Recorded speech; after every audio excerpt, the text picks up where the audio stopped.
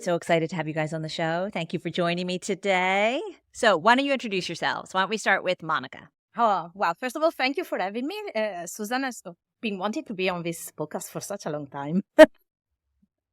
Right. I am first and foremost, I started as a blogger in Venice, then I developed as a food guide. Now I run a podcast that is called Venice Talks, dedicated just to Venice.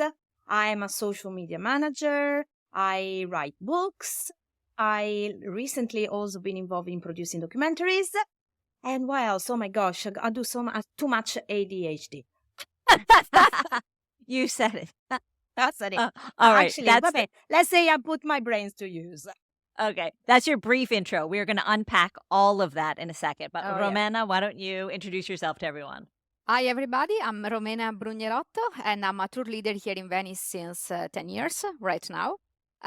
During these 10 years, I developed my food tour in Venice, and also I have a blog that has 10 years to this year, where I write everything I love about Venice. So from, I would say, events, advising for visitors of the city, how to be a good visitor, actually.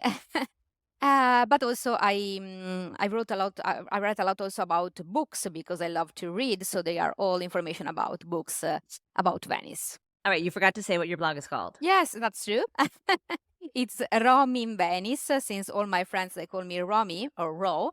So it's Romy in Venice. All right. We're going to go back to Monica. And again, there's tons to unpack in that too, Romena. So we will come back to you. Yeah. But, I wanted everyone who listened and who took the Venice Cocktail Tours, which I've already given an intro about that, so don't worry about that, who were the people behind it.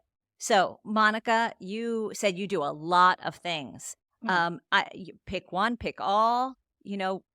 Where did you start? What is this love of Venice? Are you from Venice? All that stuff. Yes, I'm from Venice, from the countryside, not Venice city, but just literally 5 kilometers from it. And I went to school in Venice. And back many years ago, we're talking about at least 20. I used to run a bed and breakfast here in the countryside. It was actually the first bed and breakfast in my area.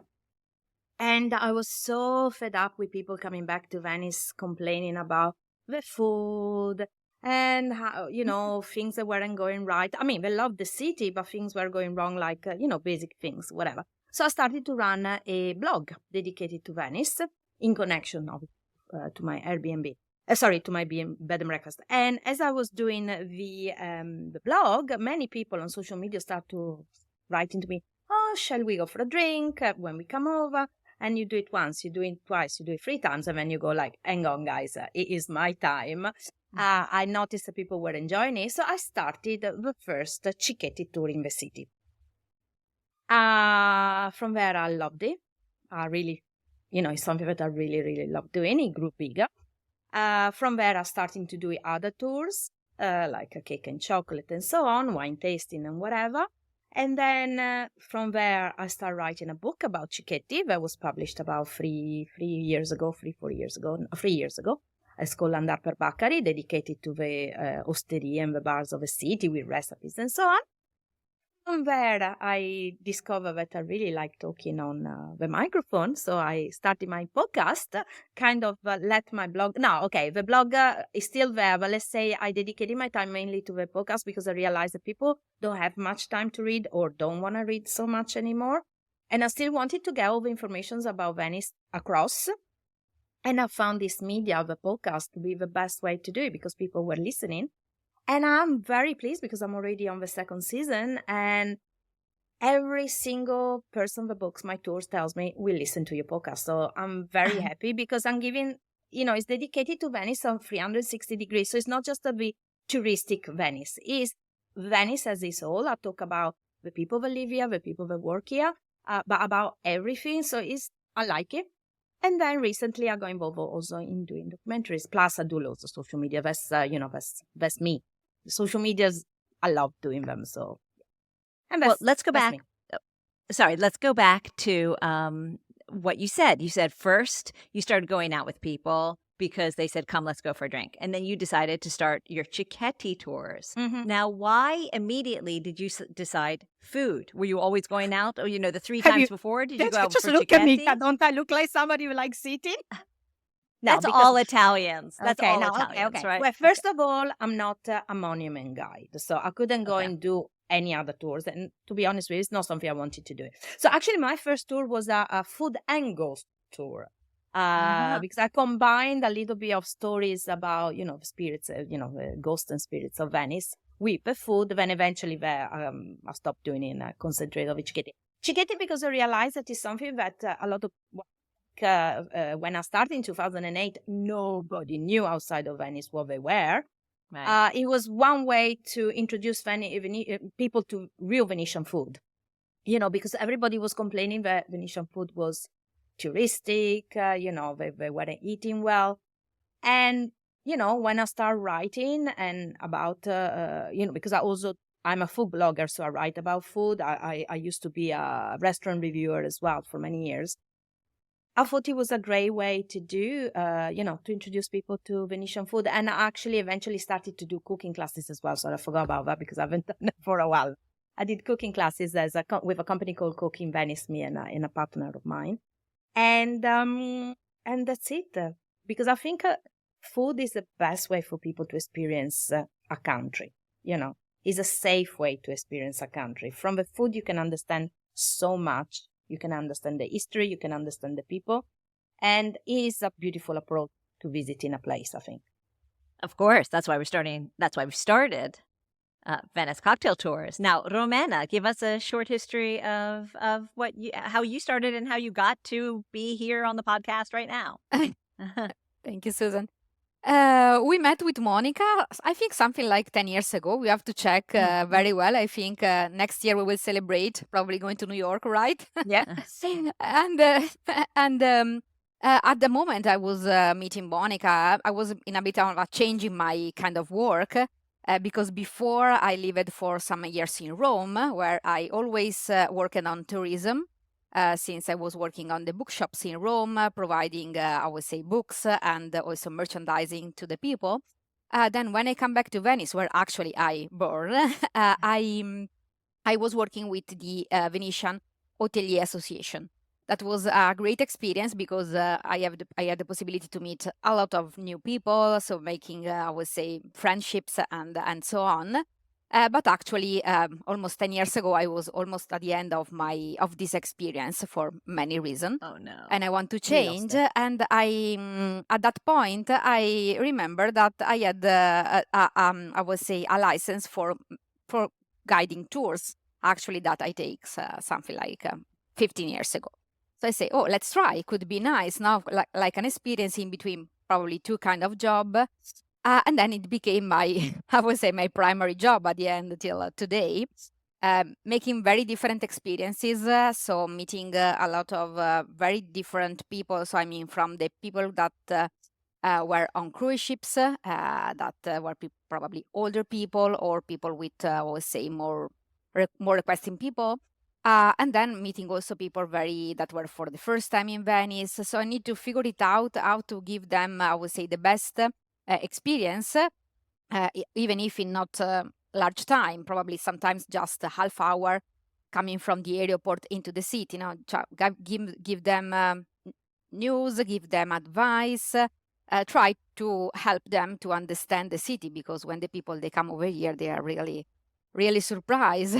I don't know if they don't prepare so much the journey, so they come over here with not a lot of information or really surprised because it's very different city.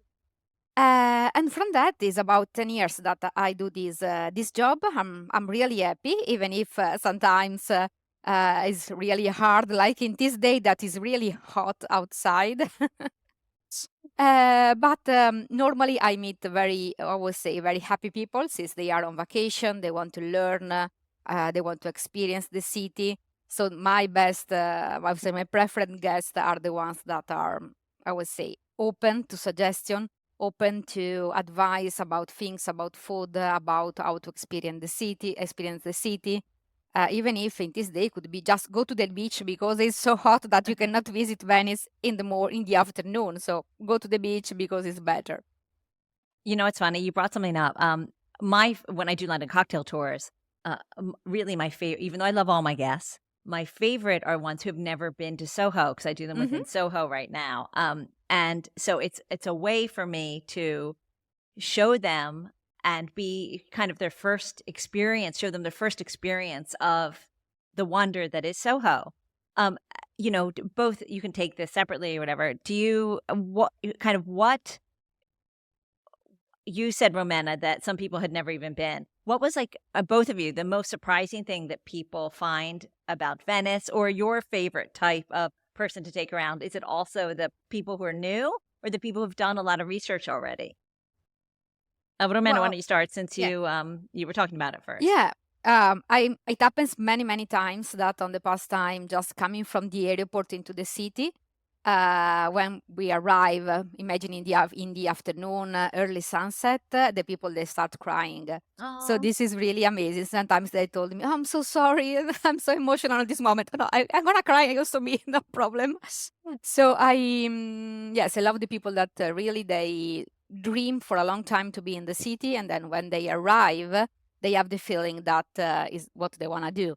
I think the most complicated thing for us, for the people that they say we meet visitors every day, is to be always fresh. I would say it's not my, I would say, 100 tour of this here. It's the people are here. They are here because they choose to be here, and so to be fresh and give and try to understand what they want. I would say that what they want, even if I would say I want to fill it up with my experience. For example, I'm a sommelier, so every time I meet them and I say, "Oh, do you love wine?" "Ah, yes, we love wine, but we don't know so much." So I send them to the place that I love, and say, "Try that, try this," and so they are always happy. And sometimes they send pictures to me and say, "Ah, we were there. It was wonderful. It was amazing. We love so much." I love that. Now, Monica, how about you? I love the people that whatever is their first time, second time, it doesn't really matter, but they come prepared. And by prepared, I don't mean just with a guidebook, but people that have spent the time a little bit of going through blogs, reading books, listening to podcasts. It isn't just mine, various podcasts. And I love most of all the people that when they come ask me, no, the usual question, "Oh, give me a non-touristic restaurant," or whatever, because it's impossible in Venice. But they ask me, where can we see the real Venice? So they ask me about to meet the artisans, that I'm a big promoter of the artisans. They ask me to get away from, from the Alto San Marco, and they say to me, "Okay, which museum, in your opinion, will be better than others?" Or, just to try to, they concretely ask me and say, how can we see Venice with different eyes? So it's very nice when, for example, yesterday, was it yesterday, Romena? We were Saturday. We were at a spa with Romena. We were having a day off as we deserved it. And as we were there, I got a message from one of my best friends, that she's an artisan, saying that one of my clients from the day before actually walked into her shop and bought the most expensive item that she had in the shop.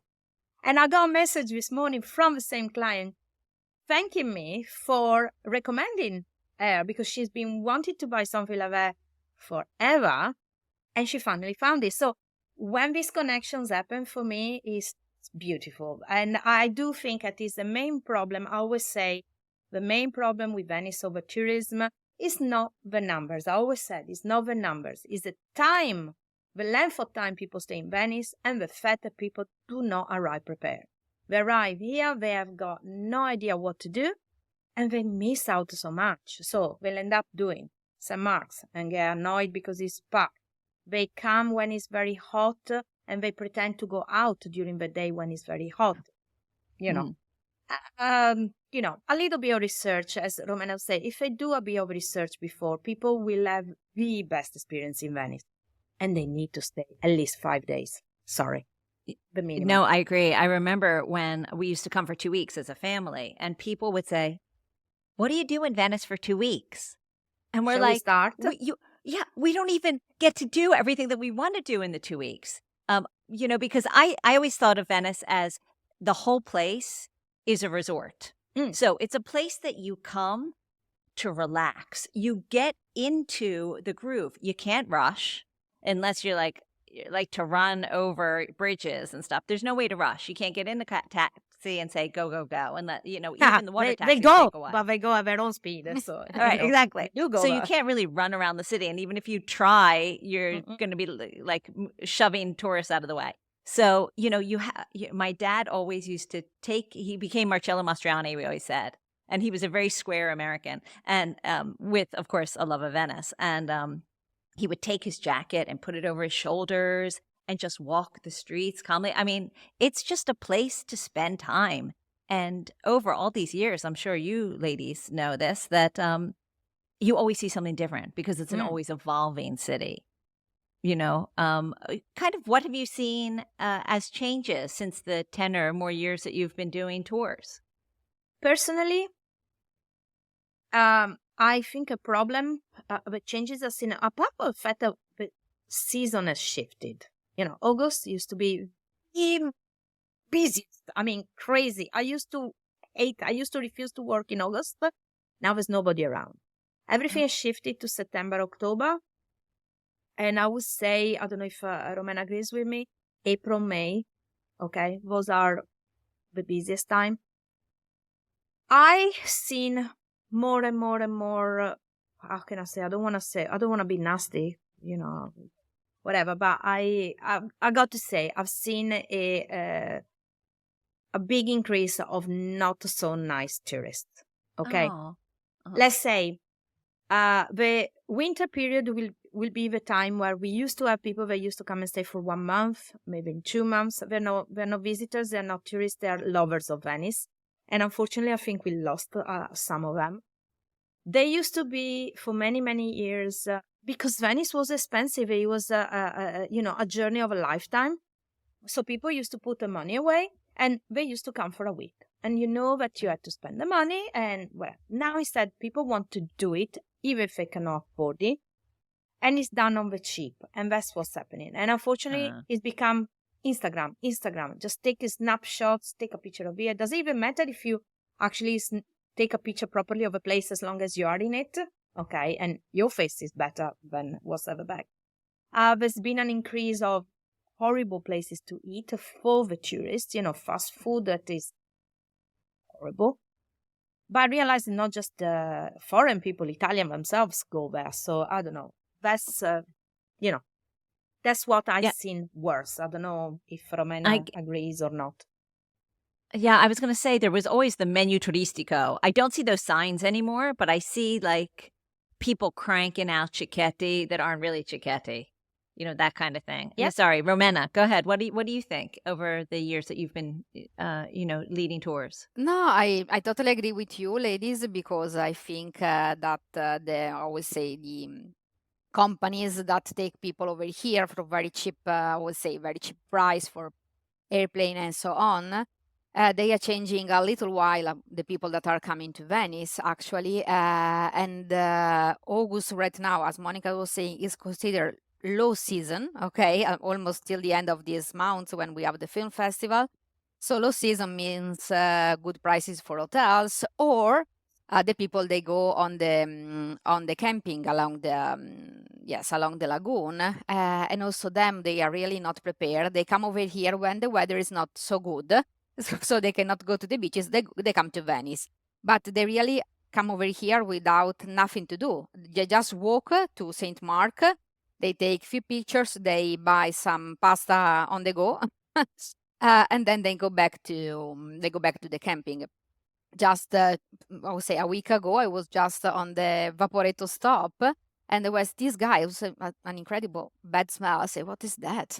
And they are eating the pasta like this, the pasta col pesto that is not so, nice. In the middle it's not. It's nice, but it stinks. No, it's nice if you eat properly on a restaurant, sitting down. It stinks. In Genoa. Yeah. Right. But Or also even in not, Venice, but it stinks like garlic, Yes, but not where all the people are packed and they are trying to go on the Vaporetto. So it was, oh my God. why they are doing that. So go to a garden. We don't have so many gardens, true, in Venice, but there are. So if you are prepared, you know where to Yeah. go. So doesn't this changed a lot for on my opinion. And also, guys, I think we are selling some, I would say, experiences at a very low price for what we are offering. When I travel, I always try to make a different experience, and sometimes I pay so much money for doing. I say that was nice, but I would say $100 or something like that, just for a boat ride, for going somewhere for an half day. And I say when they come to Venice, they pay 40 euros for making Murano, the island of the glass, and then Burano.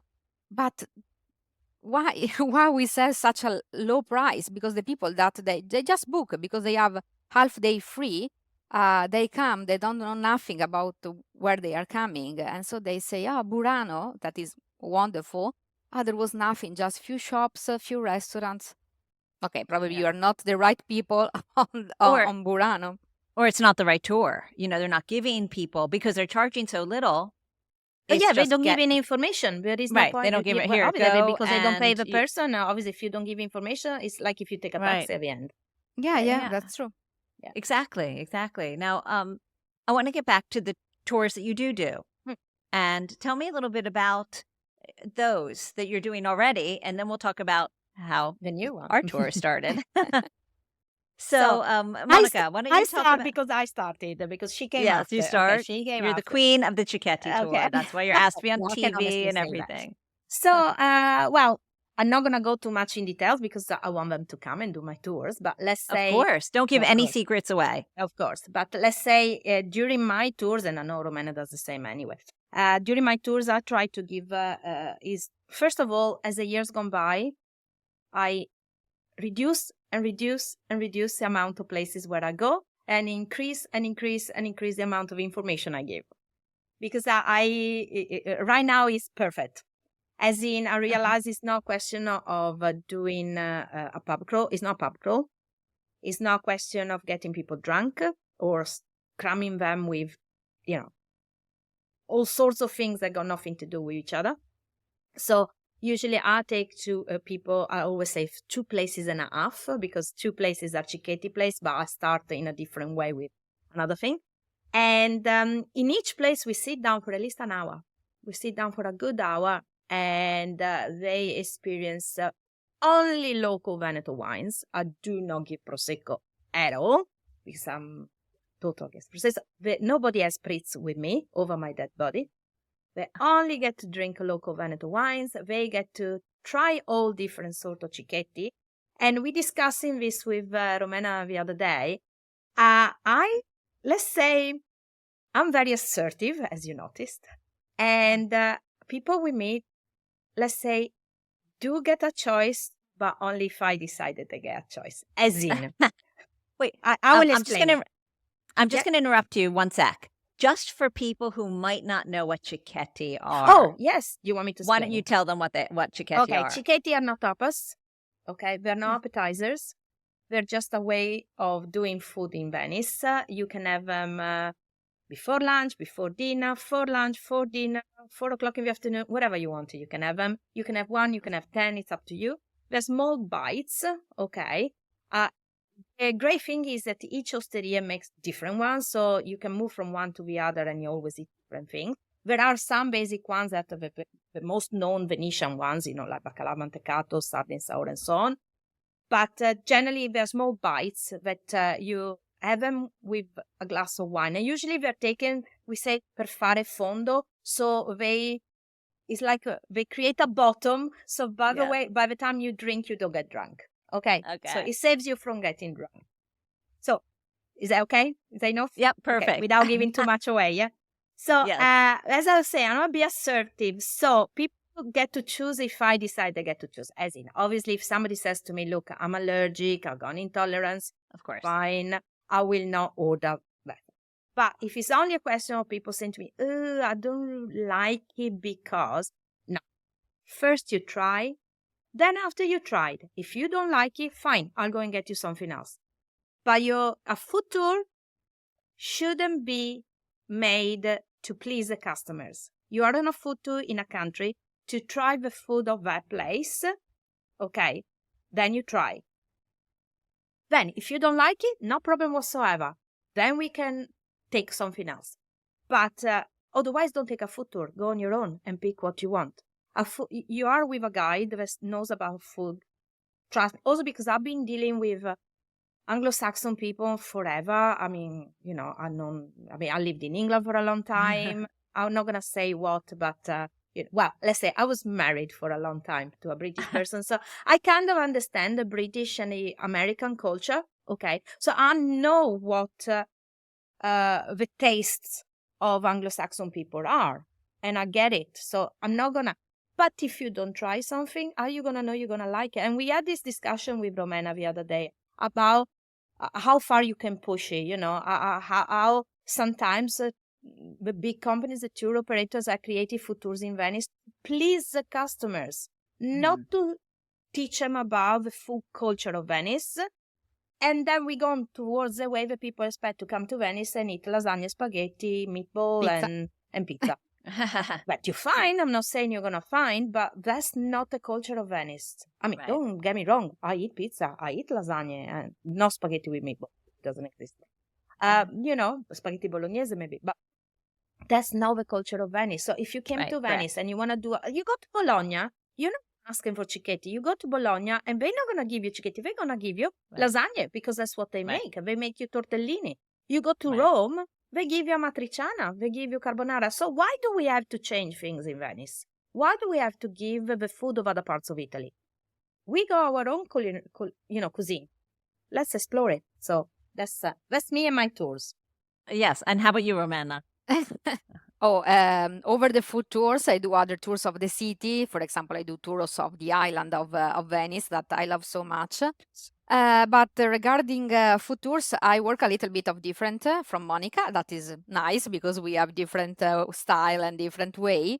So normally I try to offer them, I would say, a full experience. I mean, full, I mean also with something sweet, a coffee. And then obviously we do cicchetti. I do the spritz, try to tell them don't order Aperol spritz that you can find all over the world right now. Try something different.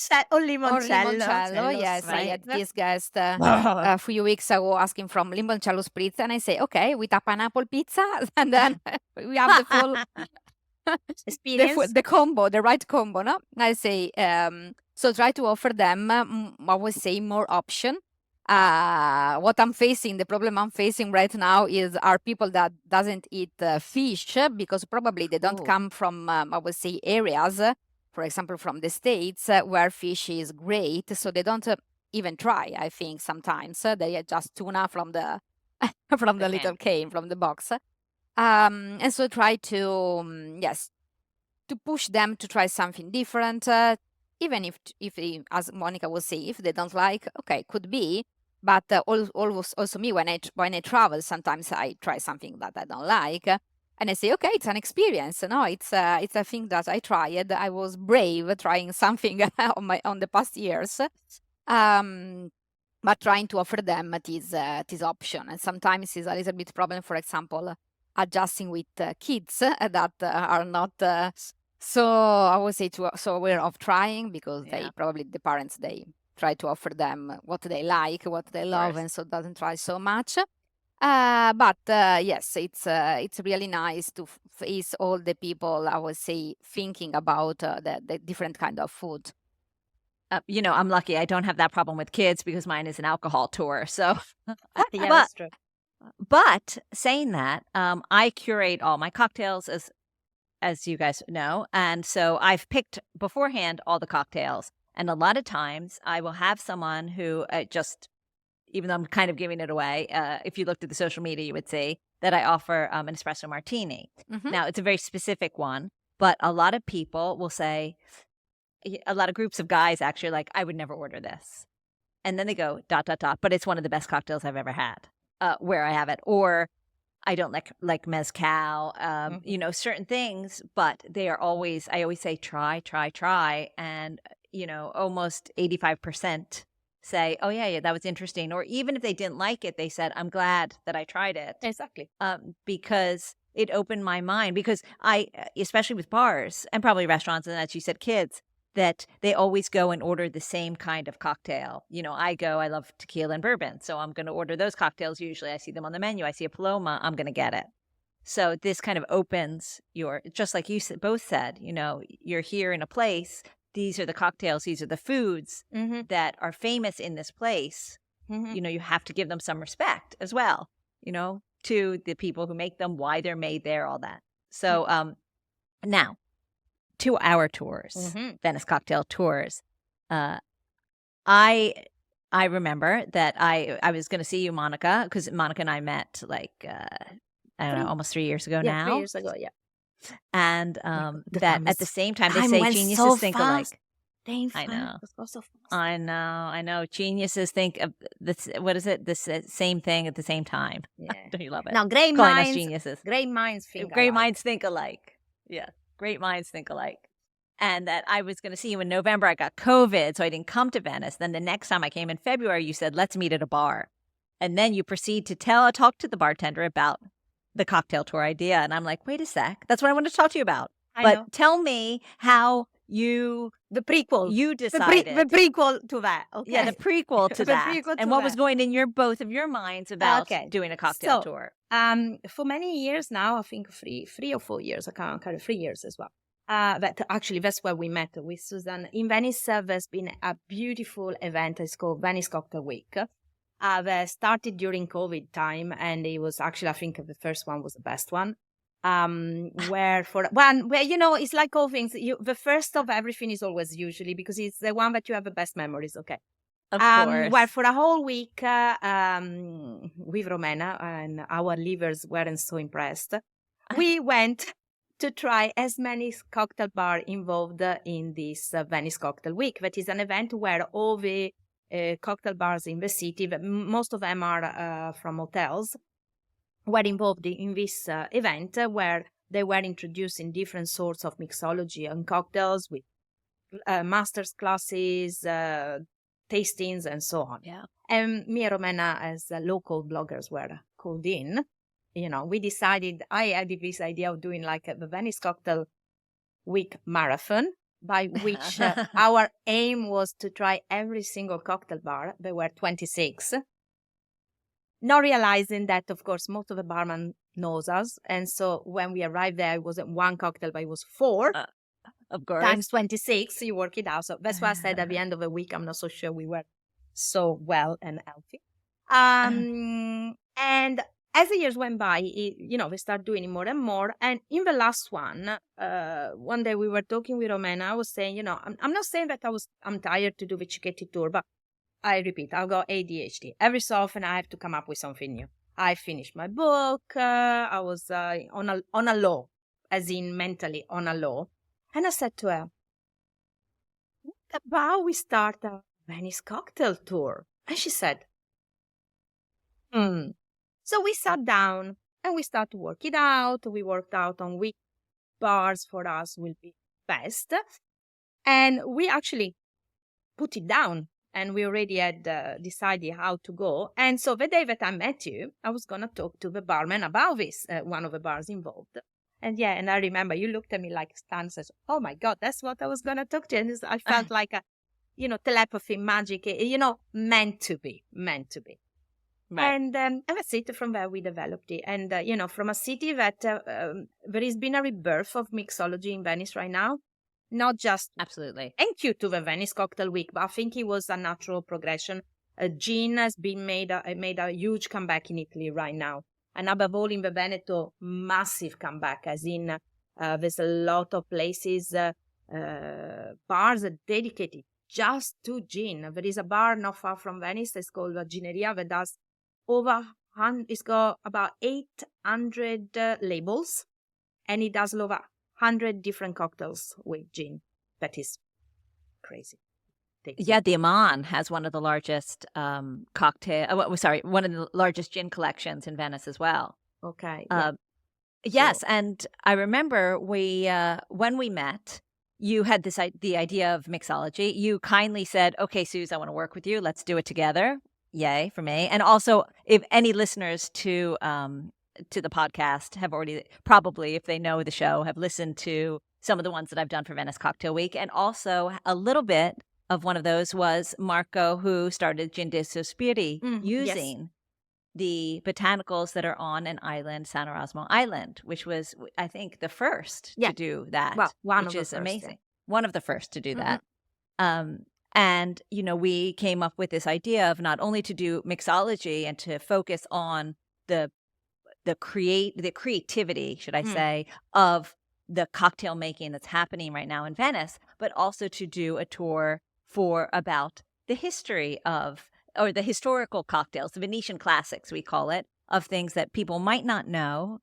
And my head has been down for 2 years writing this book on Venice cocktails. That these Venetian classics that started in Venice, like the Spritz, like the Bellini, of course, and like the Scropino, which has actually found a loyal following here in London, thanks to one of the bars on my tours, which is Swift. So we always start my tour. I couldn't help it. I had to have a little bit of Venice on my tour with the Scropino, even though it wasn't invented in London, but it is one of the signature cocktails of the bar that we start, which has won, was been on the top 100 bars ever since it opened in the world, which is fabulous. So, yes, it's all been really exciting, and I can't wait for the first tours to start going. You know what's interesting? Sorry, I don't know if you wanted to speak, Romena, but what people don't realize it is the history that Venice has with alcohol, Venice and the Veneto. And I'm not referring just to wine. That's a chapter on its own, okay? Right. Because the history is so underrated. The importance of wine and Venice and the Republic of Venice, that in fact, I always, in my cicchetti tour, is something that I always talk about. So the Veneto wines, people don't realize, are amongst the best in the world, but also we have the biggest producer of wine in Italy, by the way, okay? Yeah. And, but it's not just the wines. We have a big history that people don't really know about the spirits, Yeah. All the monastery and convents that used to be in Venice and the rest of the Veneto, they always used to make of it, what we call the amaro, or the different kind of liquors, because it was medicinal. Gin is always, we don't realize it, but it was big in Venice even in the past. Grappa, okay, you're talking about The grappa. Veneto, of course. Also, many bitters originate from Venice or the Veneto region. So it's not just the Apro, the Select, there's others as well. And it's very interesting how this is not spoken about. Romena, but she's a sommelier. She was my teacher, by the way. Yeah. She knows more than I do. Maybe she can speak better about this. Absolutely. Tell us a little, Romena. Yes, I think this idea of the cocktail tour was great. So both of you, you think on the same moment. And I think is for many guests an opportunity to come to Venice and experience something new because, there isn't this tour. So experience something new and also offer the people the opportunity to have something to do in Venice and stay more here. I mean, obviously, for example, if you come over here and we do always the tour in the afternoon, I suggest you to take your morning pretty slow. Okay, don't go to visit many things. Otherwise, when you arrive, you are pretty tired. So, it's not a hard tour. I mean, we don't walk so much. But if you really like to experience something new, I think your mind has to be a little bit no stressed or I would say no tired. So I love the opportunity to give the people the time to enjoy something different, to experience also, I would say, different hotels, because when they come to Venice, they stay in one hotel. I don't know if they take a cocktail over there. But after that, probably they don't know so much. It's really hard for them to find information. So I think this experience could be nice for people that, for example, are not first time. It's not their first time in Venice, but they want to experience something more. And of course, give us the opportunity to, I would say, to show another part of the city. I mean, not for, I would say, another area, but another part of our big history that was not explained so much, because most of the people, they just visit the main monuments, then they do if they want a food tours, they go to the island, but after that, they don't know what to do. And so over the other things like art exhibition or so on, we offer them the opportunity to experience something really, really new, and also new bars, because in the past years, new hotel they opened. So we are also going to new spots of the town. And with the Venetian Classic, instead, you have a bit more of the historic ones. That is a bit, but it is interesting as well because you get to see them, I think, with a different light. No, absolutely. And I think you brought up something that I think is really important, is that sometimes going into one of the, like, say, the Amman Hotel, the Gritti Hotel, it can be a little bit intimidating, especially if you're not staying there. And yet there's a great bar in both of those. And it would be really sad for you to miss those bars. And so I'm really pleased about our tours. And now they're not the bars where we're going to. So they know. We didn't spot the tour. That's why you have to take the tour. Exactly. Why do you think I said those? But that we really wanted there to be each cocktail to be a different aesthetic experience, so that you are in a different kind of space in Venice. You could be at a just potentially, you've got to take the tour to see, but maybe a coffee place and have a cocktail there, or a great hotel, or a small restaurant, or a wonderful bar. So you get that. It was, we worked together to create this experience to see all different types of Venice. It's not just you're going to the same type of place every time. And that's what I love about them. I found it very interesting how happy the establishments we contacted were. I thought there was going to be some sort of, because, it is an high-level tour. It's not your riff. Okay, we go into very nice places. And I thought we were going to find a little bit of friction, a little bit of, considering that, because everybody now in Venice does do food tour. There's hundreds now. When we started with Romena, when I started, it was only me and another company. Where Romena came along a few years later, again, I think maybe it was 5 or 6 guys we were doing it. Now everybody does it. So I thought it was going to be, from their part, they were going to be a bit, not so happy about it. And it was beautiful instead, because they were so ready. They said, yes, please. And I like that, because, that means also in the air, I think it was there. It was time to bring something along. And I can't wait. But so, I don't drink during the cocktail tours, but did test them all for you. Every single one. Picked. Yes. And then I was lucky enough to come over and try them all as well. But just sips, because, yes, we drank. We were offered a lot that day. But yes, I don't drink in my tour either. You sipped. We didn't sip. But we were Venetian, so that's fine. So if there was anything we could leave everyone with about either the tour or Venice or anything, I don't know, do you have a little... usually I ask for the top tip for the home bartender, but this is maybe the top tip for the first time Venice visitor, and maybe the 100th visitor, or the 100th time visitor. I don't think I said that right. You start, Romena, but you're better than me at this. Yeah. Meantime, I think. The way I think. What to say? It's hard to pick just one. Yeah, no. I love to explain now to the people that Venice is not only, I would say, what we call the fish, the center of the city, but everything is connected with the lagoon. So and it's very different if you go on the north, where you go Burano or Torcello, and if you go to the south, that has less tours than the other.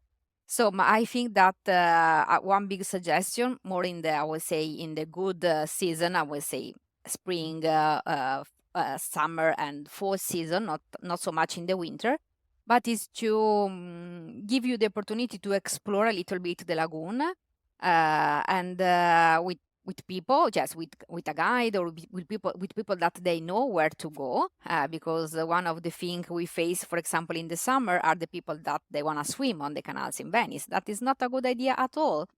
So illegal. we always It's illegal. It's not a good idea. yes, It's not illegal. only yes, it's illegal, but it's not a good idea for healthy reason and many other reasons, security. And I always say to the guests, "Oh, it's possible to swim. Not here. Yeah, we know where to go because we always do with friends or family." And the people they are always surprised. And I would say, "Oh, where?" And you go to swim nearby the center, not so far. So it's I would say give you the opportunity to explore something different. Even talking with about wines and the food, you can have also in the different island different experience from the city. So it's really nice to move a little bit around. I love that. Monica? So for the first timer, one suggestion: research, research, research.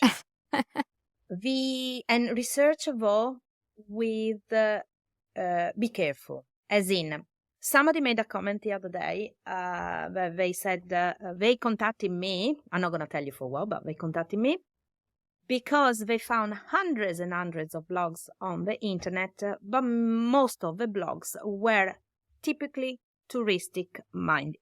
And they all repeated always the same thing, and always from the point of view of a tourist that have been to Venice. Not from the point of view of somebody that lives here and works here, so can give you the insight. There aren't that many. There are, Romena, mine, and others, okay? There are in English, in French, and other languages. So research, research, research, but research in the right way. As in, like Romena say, Venice is not just Venice. Venice is so much more. And it's only by doing the research. Or listen to my podcast, of course, Venice Talks, And that's for the first timer.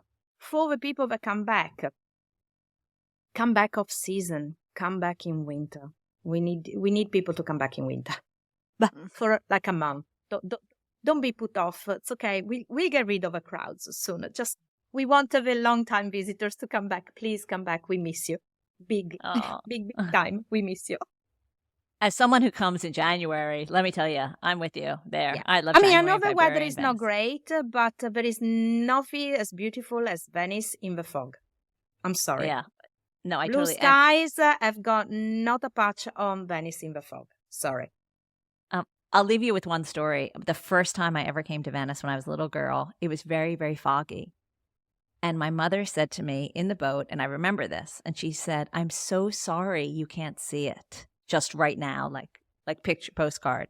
But as we got closer, Venice opened up. And I said, "Mom," sorry, I'm getting emotional. Mom and Dad, my dad unfortunately passed away, and he was the real lover of Venice. I said, I will never forget this. This is the most wonderful way to be invited into Venice. That's how I felt. I felt like the fog opened. I could see St. Mark's Square, and that was the most glorious way to come in. So I definitely agree with you. Fog in Venice is so romantic. Oh, yeah, I got a shiver. Not for 3 days. You need to come and experience because it can be very cold. It can be wet and stuff. It's like all things. So you do need to give Venice at least 1 week, because that in 1 week, let's hope one day it's gonna be enough. Yes. We all agree on that. Definitely a week. And definitely come and take our cocktail tours. Yeah. Oh, 100%. Don't worry. I'm going to end with that. I'm going to start with that and end with that. VeniceCocktailTours.com. Well, thank you so much, ladies, for chatting Venice tours. I'm so glad we worked together, and I can't wait to see you the next time I'm in Venice. Me too. Yeah. Thank you. Waiting for you. Ciao.